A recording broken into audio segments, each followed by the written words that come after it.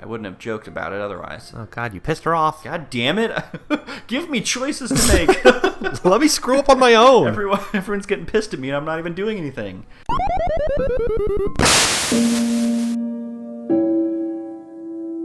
Welcome back to Bookend Gaming. Yeah. I'm gonna help Emi do something. Ghosts are phasing in and out of existence. Right. Even her walking speed is more like jogging, making me stumble over myself simply trying to keep up. The stairs slow Emi down a little bit. Maybe it's hard to climb with her legs, or maybe she's finally run out of breath.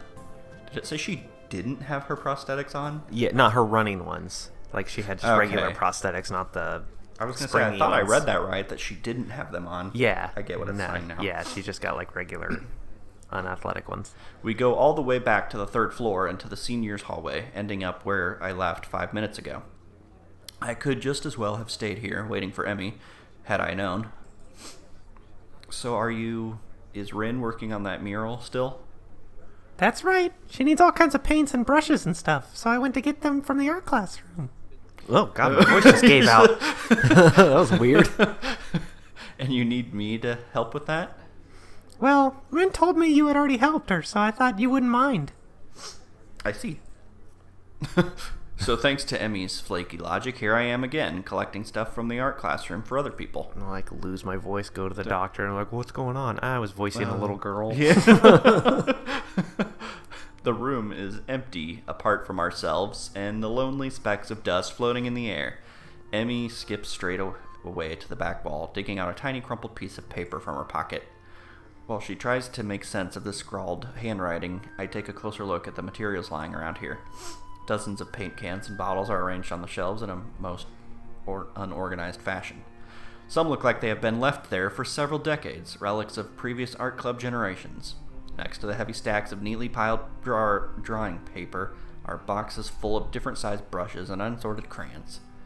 The smells of paint, turpentine, and serpentine and fresh paper float in the stale air, mixing in my nostrils to form that unmistakable scent of art. There's art in here. I love the smell of art. Emi studies her notes, comparing them to markings on the various paint cans, and passes them to me as she finds the correct matches. She stretches her neck to look at the topmost shelf. I just pictured, like, her neck extending, like a snaking around. Robot. Yeah. She's Inspector Gadget. She's got the robot legs already. Go, Gadget neck. But it's not quite enough. Her eye level stays below the shelf no matter what she does. Emi gives up and just looks up to the shelf longingly. Like a child at the toy store, huffing in annoyance. After a moment of anger, she starts hopping up and down. God help her. Trying to... Yeah, I know. I just have to stand here and interior monologue for a while. I mean, this could all be happening within, like, a split second. Yeah. Apparently trying to speed read the labels during the fraction of a second she can see them and catch what she can. It's no surprise that she fails miserably and almost manages to bring the entire shelf crashing down. Now I see why me lending a hand here would be useful. Come on, let me do that. You can't jump high enough, and I don't want you to hurt yourself trying. Just sit on my shoulders. Also, I'm like twice your height. Or my face. You are not. Okay. She turns around, flaring scorn, flushed cheeks and all. Just kidding. Anyway, I'll look up there, okay? She glares at me one more time, but can't come up with a retort. With a grudging humph, she turns her back to me. So I begin scrounging around the top shelf for paint, while below, Emi crouches to scavenge what she can from the cupboards. I shake my head a little after double-checking to ensure she can't see me do so. Okay. Emi having a complex about her height was a surprise. I wouldn't have joked about it otherwise. Oh, God, you pissed her off. God damn it. Give me choices to make. Let me screw up on my own. Everyone's getting pissed at me and I'm not even doing anything. She seems easygoing, but I guess everyone has their weak spots. Yeah, you could freak out when everyone talks about your heart. Yeah.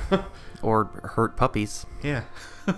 Only after we have almost all the items collected and spread out on the desk like a treasure hunter's spoils do I realize that it wasn't necessarily the height jab that got her riled up. She might not like to be told that she can't do something, like jump. but Emi herself seems to have forgotten all about it already. Quick to anger, quick to forgive. Is she that type of person? At least she doesn't seem to have taken anything to heart as she chatters away happily while we pick up the rest of the items and then make our way back to Rin. Making our way to Rin. Walking. Mural. Nailed it.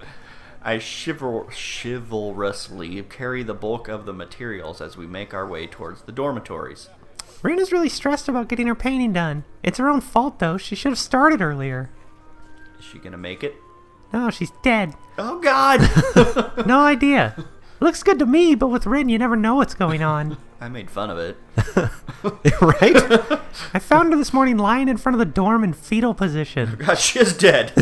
She hadn't slept all night. I can't believe that the night nurses hadn't found her. The night nurses. It's like... Sounds like a Harry Potter enemy or something. Oh God, the night nurses are coming. And now she's painting again like crazy. Yeah, I've noticed that she's coming off kind of unhinged. Or she's...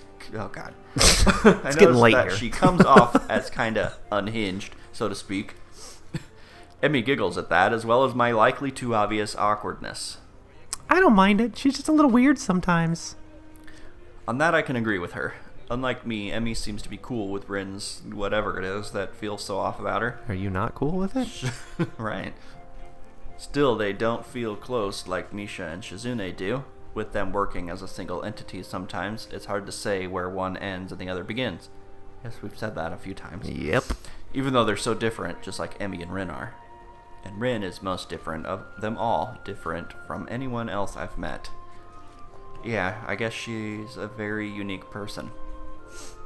I return to that word again, as if it encompasses Rin's personality by itself, but really is just a substitute for a lengthy description of her oddities. Freak. Emi giggles as I grasp about for a properly descriptive word. She's just Hold on, weird. Yeah. They're flying around. You know, earlier she just spent half an hour sitting on her box Well, you don't need to tell me that. That's inappropriate. and stared at her toes. She giggles again in a way that makes me think that she doesn't know what's funny about it. It just is. All that time. Okay. All right, then. The working area is a mess, but the mural itself has taken over even more of the wall since I last saw it. She's made, like, no progress. No. Unless she just wants a bunch of gray. Well, maybe. Who knows?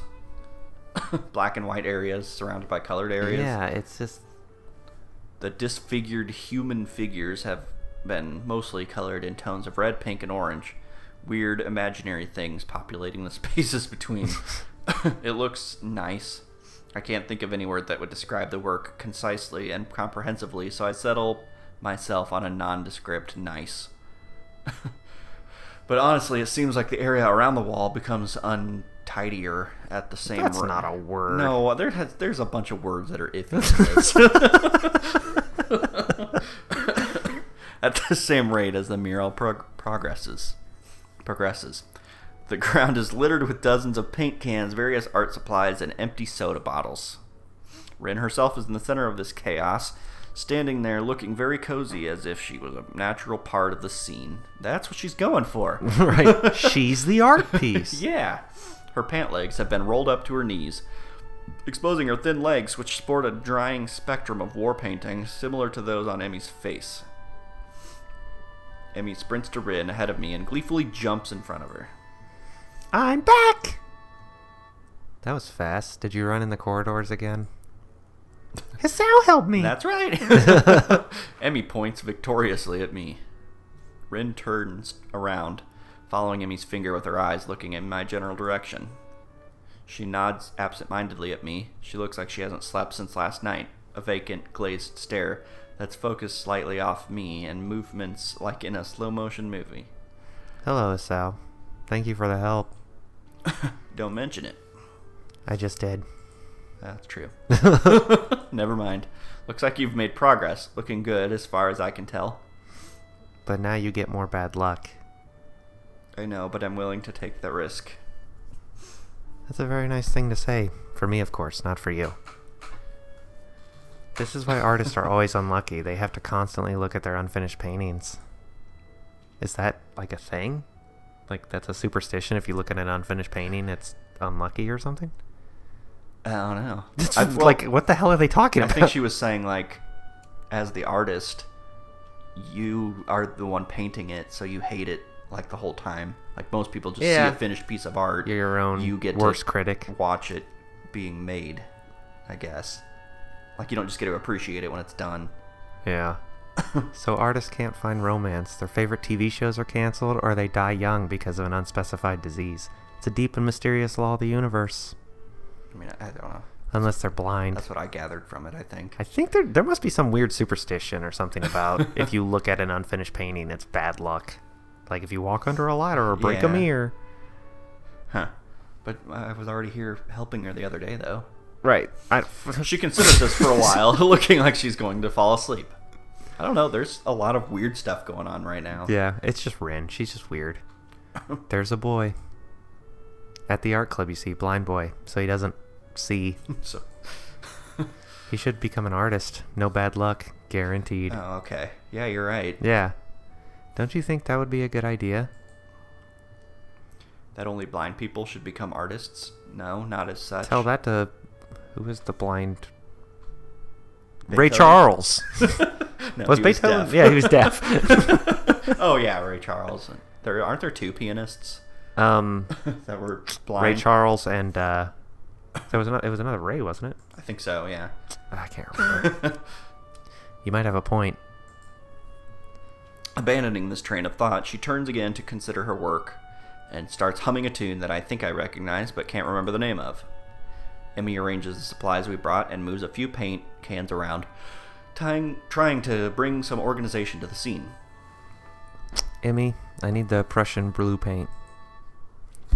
Which one's Prussian Blue? She is staring helplessly at 7 or 8 cans, each with a different tone of blue. It's the one with Prussian Blue paint in it. Jeez, Ren, you're not helping at all.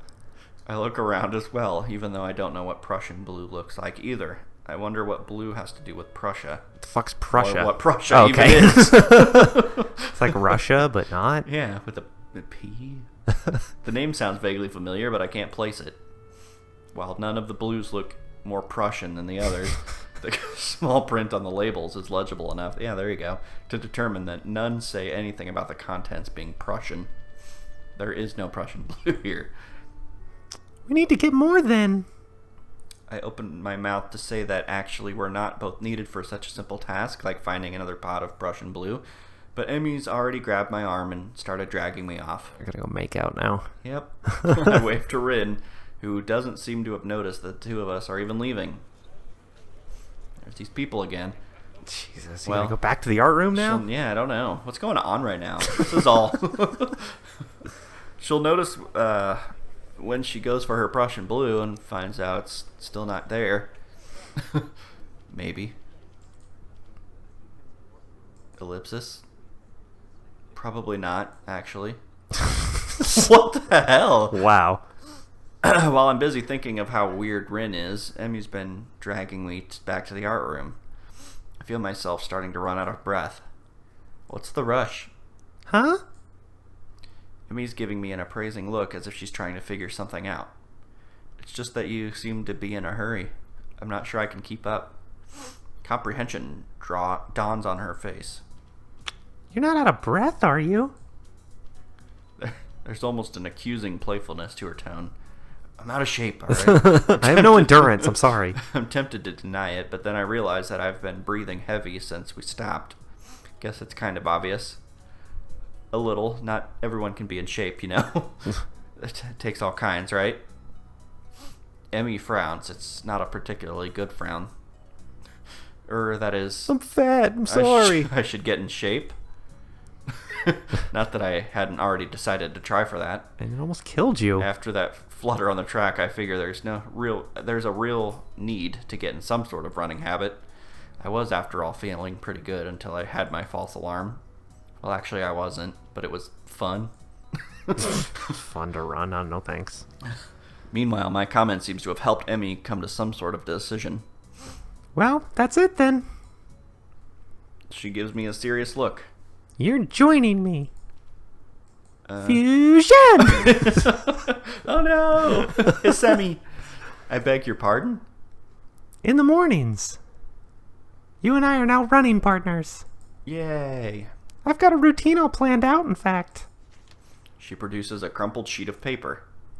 I've got it right here with me. Oh. I take the sheet of paper and give it a once-over. Times, dates, and laps all laid out.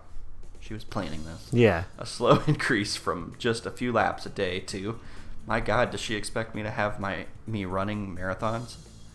And where did she find the time to get this all together? And how long has she been planning this anyway? Exactly. You've been planning this? A little. But it's really the nurse's idea. He told me to keep an eye on you to make sure you exercise like he told you to. At least someone cares. Right. Single tier. A vast conspiracy? Maybe Kenji's onto something here. No. Every time Kenji's mentioned, Yeah, I just anger. just don't want to hear about it. All right. We will see you next time on Bookend Gaming. Okay.